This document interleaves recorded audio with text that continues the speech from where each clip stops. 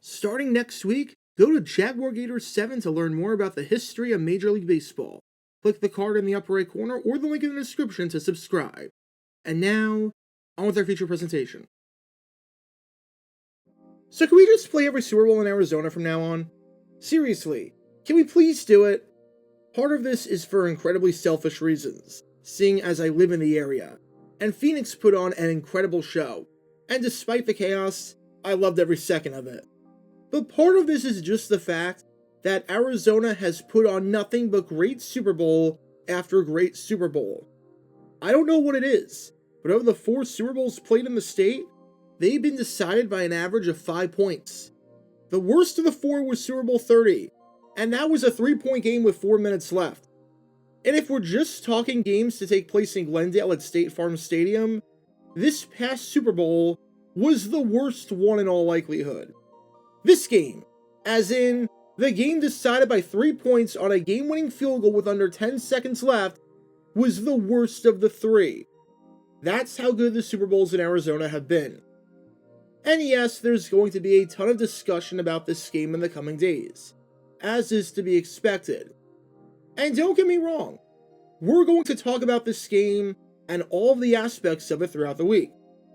But if you were watching this game and got the sense of deja vu, as in, you've seen this exact same scenario and exact same Super Bowl play out before, well, that's because you probably have. History has a way of repeating itself. Super Bowl 55 was a carbon copy of Super Bowl XVIII, and you can learn more about the similarities between those two games by clicking the card in the upper right corner.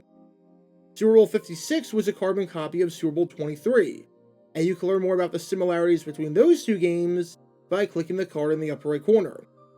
As for this Super Bowl, well, if you were watching this game and thought to yourself, wait a second, I've seen this one before. That's because this game was very similar to the one that took place roughly 20 years ago at Super Bowl XXXVIII between the New England Patriots and the Carolina Panthers. In fact, there were so many similarities between the two games that it's kinda shocking, with some of them being fairly basic, and some of them being so specific, you wondered if the scriptwriters just decided to use the exact same script and hope we wouldn't notice.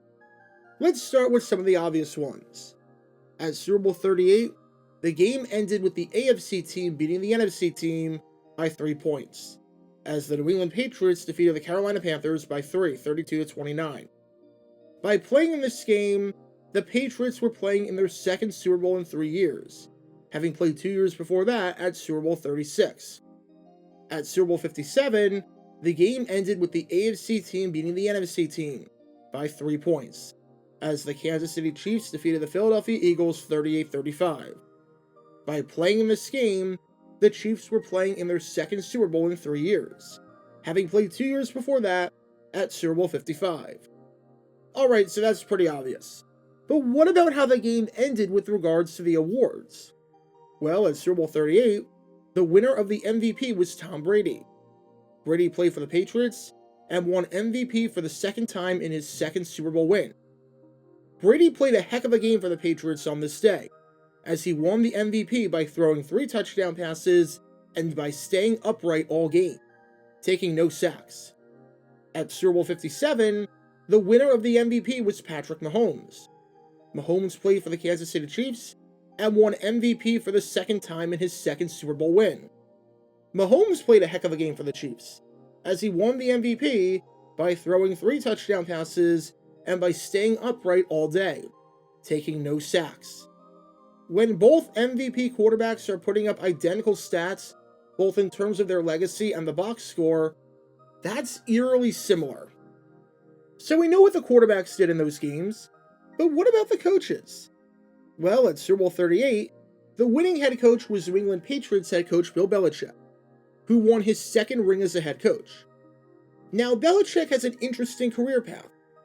This stint with the Patriots was his second time as a head coach in the NFL, as before joining the Patriots, he served as the head coach of the Cleveland Browns. However, he failed to win a ring there, and never won the Super Bowl with the team that had never won the Super Bowl before.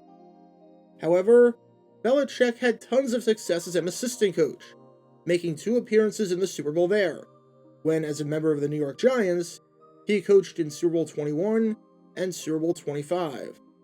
As for Super Bowl LVII, the winning head coach was Kansas City Chiefs head coach Andy Reid, who won his second ring as a head coach.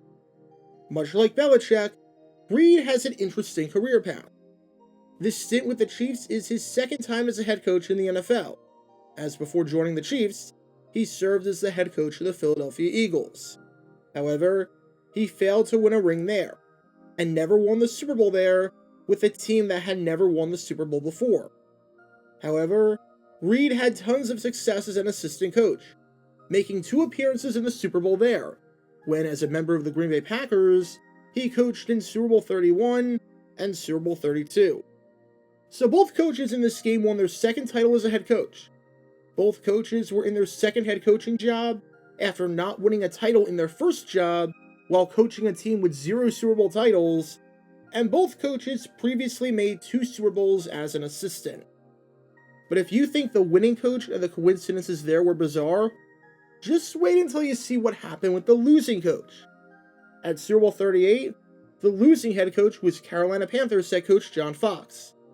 This was Fox's first appearance as a head coach in the Super Bowl, and this was Fox's second season with the team, as he took over after the 2001 season by replacing a former Super Bowl champion head coach, George Seifert, who you can learn more about by clicking the card in the upper right corner.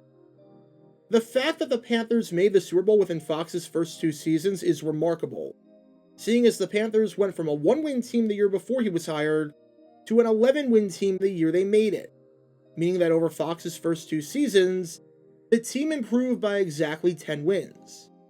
At Super Bowl LVII, the losing head coach was Philadelphia Eagles head coach Nick Sirianni. This was Sirianni's first appearance as a head coach in the Super Bowl, and this was Sirianni's second season with the team, as he took over after the 2020 season by replacing a former Super Bowl champion head coach, Doug Peterson. The fact that the Eagles made the Super Bowl within Sirianni's first 2 seasons is remarkable, seeing as the Eagles went from a 4-win team the year before he was hired to a 14-win team the year they made it, meaning that over Sirianni's first 2 seasons, the team improved by, you guessed it, exactly 10 wins. Truly deja vu all over again. If the story behind the coaches wasn't crazy enough, let's talk about the complexion of the game, because that's truly bizarre. First off, Super Bowl XXXVIII took place in Houston, sandwiched in between Super Bowl XXXVII, which took place in California where the Chargers play, and Super Bowl XXXIX, which was scheduled to take place in a city that had never hosted the big game before, in Jacksonville. Super Bowl LVII took place in Phoenix, sandwiched in between Super Bowl LVI, which took place in California where the Chargers play, and Super Bowl LVIII, which is scheduled to take place in a city that had never hosted the big game before, in Las Vegas. As for when the game kicked off, at Super Bowl XXXVIII, the game was tied at the end of the first quarter. It didn't have to be tied though. In that first quarter, the Patriots, who eventually won the game, could have taken the lead, as they lined up for a field goal. However, on the kick, Adam Vinatieri missed it. This was during an up-and-down season for Vinatieri. He was perfect on his field goals in the conference championship, but struggled during the regular season, hitting only 74% of his field goals there. At Super Bowl LVII, the game was tied at the end of the first quarter. It didn't have to be tied in that first quarter though, because the Chiefs, who eventually won the game, could have taken the lead, as they lined up for a field goal. However, on the kick, Harrison Butker missed it. This was during an up-and-down season for Butker. He was perfect on his field goals in the conference championship, but struggled during the regular season, hitting only 75% of his field goals then.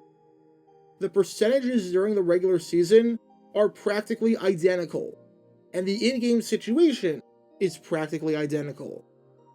When we move on to the second quarter, we see that at Super Bowl XXXVIII, the Patriots, who wound up winning the game, ended the half with 14 points.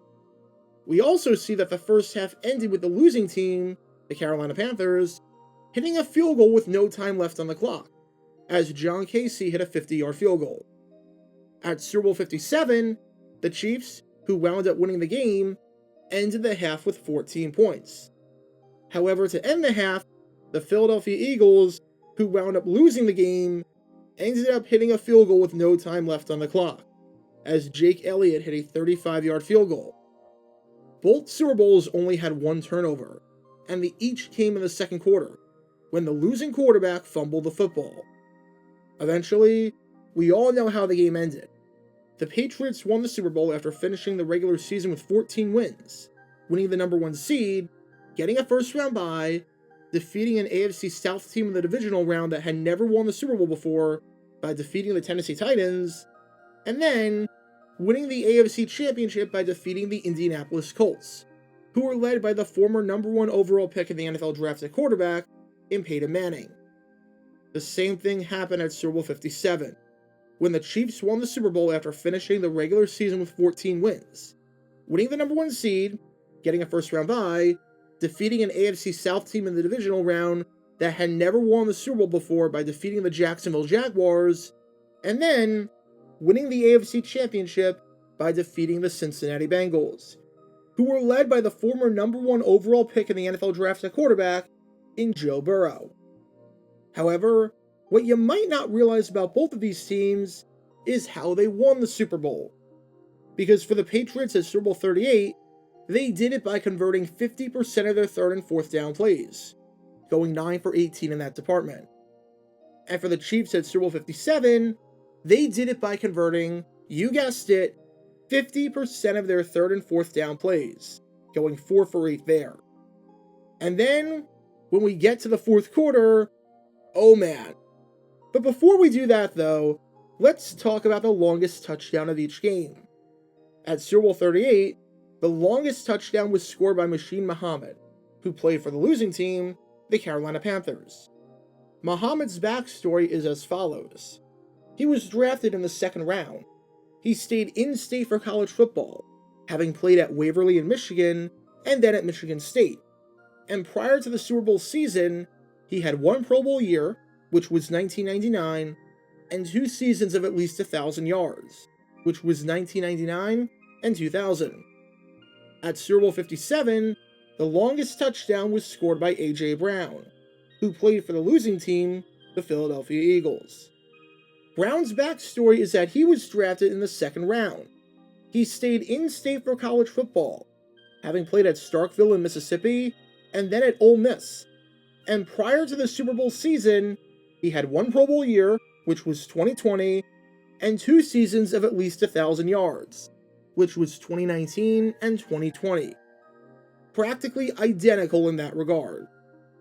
As for the fourth quarter, in both Super Bowls, the fourth quarter was the highest scoring quarter.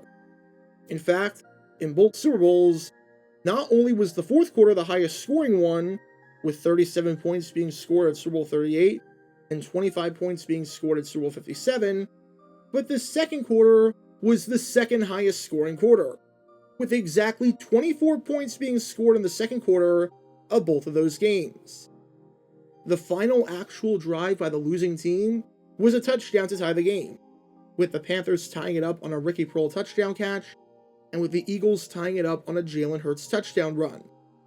So, how did they lose the game? Well, you could argue that it came down to an awful penalty and an awful time with under 2 minutes left.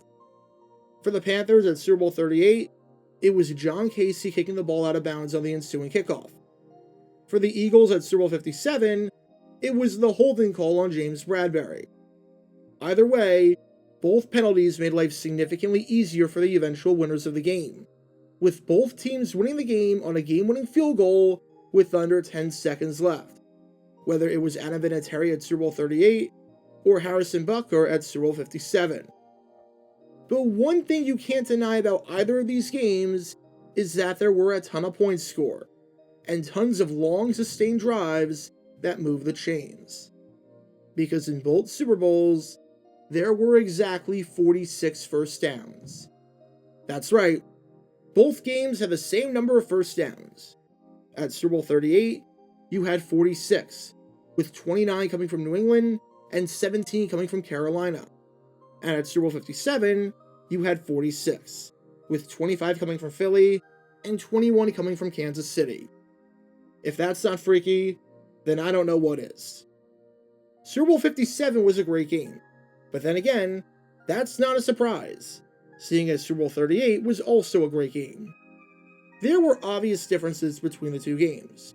You're never going to have a perfect match, and what happened at halftime in particular of Super Bowl XXXVIII will probably never happen again.